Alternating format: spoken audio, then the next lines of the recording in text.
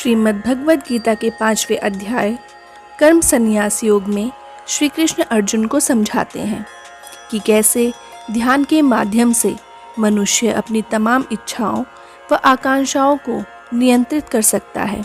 श्री कृष्ण ध्यान की प्रक्रिया का वर्णन करते हुए अर्जुन से कहते हैं, हे अर्जुन, पांचों इंद्रियों की तन्मात्राओं या विषयों को बाहर रोककर नेत्रों की दृष्टि को दोनों भ्रुकुटियों के बीच में स्थित करके तथा नासिका से चलने वाले प्राण व अपान वायु को सम करके अपनी इंद्रियां, मन व बुद्धि को नियंत्रित करने की कोशिश की जा सकती है।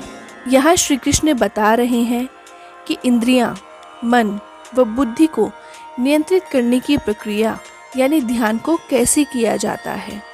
ध्यान करने से पहले मनुष्य को अपने मन को इच्छा, डर और क्रोध से मुक्त करना होगा। उसके लिए मनुष्य को अपने अंतर मन के साथ जुड़ना होगा। बाहरी चीज़ें अपने आप मनुष्य को बेचैन नहीं कर सकती।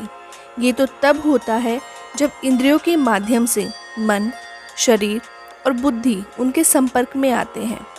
लेकिन अगर मनुष्य मन से इन्हें कंट्रोल कर ले तो ध्यान के लिए जिस सुकून और शांति की ज़रूरत है वो उसे अपने अंदर ही महसूस करने लगता है।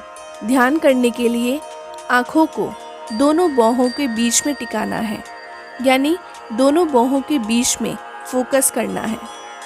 फोकस करते ही पूरी एनर्जी इकट्ठी हो जाती है और बढ़ने लग जाती है। उसके बाद श्वास पर फोकस करना है, यानी सांस का अंदर लेना जिसको प्राण कहा जाता है और सांस का बाहर निकलना जिसको अपान कहा जाता है, उस पर फोकस करना चाहिए। ये प्रक्रिया हमारे मन को सम कर देती है। इससे हमारे श्वासों में एक लय यानी रिदम पैदा होती है, यानी कभी श्वास का भारी होना, कभी हल्का होना, कभी तेज होना, कभी टूट कर आना। इससे मन धीरे धीरे शांत होने लगता है और हमारी श्वासें सम होने लगती हैं। इससे इच्छा, डर, बेचैनी सब शांत होते चले जाते हैं।